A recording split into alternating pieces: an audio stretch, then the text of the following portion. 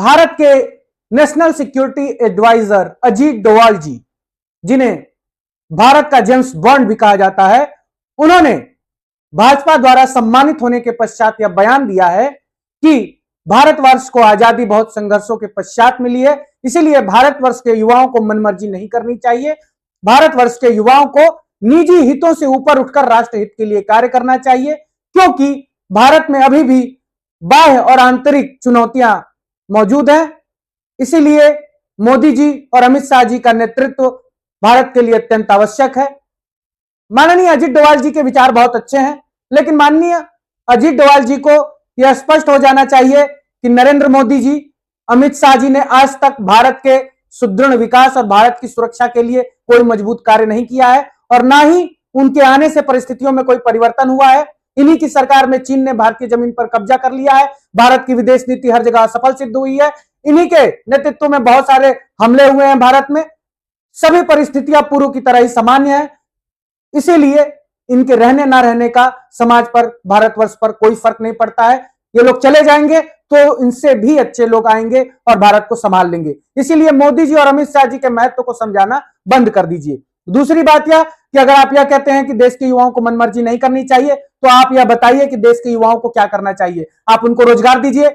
आज जेन जी जनरेशन और millennial generation, लगभग अधिकतर युवा बेरोजगारी की स्थिति में पड़े हुए हैं। उनको रोजगार दीजिए, उनको बताइए कि तुमको यह करना है, तो आप रोजगार देने में भी असफल है। तीसरा, आप यह कहते हैं कि स्वयं के हित से ऊपर उठकर राष्ट्र हित को समर्पित रहिए, तो यह बात सर्वप्रथम अपने बच्चों को सिखाइए।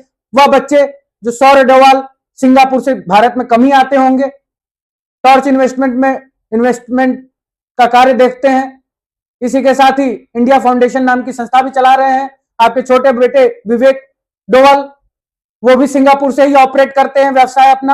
आप अपने बच्चों को विदेशों में भेजकर बैठाकर स्वहित सिखा रहे हैं कि निजी हितों पर ध्यान दो, और भारत के युवाओं को कह रहे हैं कि निजी हितों को भूल जाएं, राष्ट्र हित में मूर्खों की तरह नारे लगाएं। अमित शाह और नरेंद्र मोदी के नारे लगाकर राष्ट्र निर्माण करें। क्या भारत के युवाओं को आप मूर्ख समझ के बैठे हुए हैं? यह धोखा भारत के युवा बर्दाश्त नहीं करेंगे। जो भारत के युवाओं को राष्ट्र के नाम पर मूर्ख बनाने का कार्य किया जाता है, और यह राष्ट्रीय स्वयंसेवक संघ भी करता है, या अजीत डोवाल जी करते हैं, उनकी संस्था विवेकानंद इंटरनेशनल फाउंडेशन भी करती है, उनके बेटे का संस्था इंडिया फाउंडेशन भी करती है।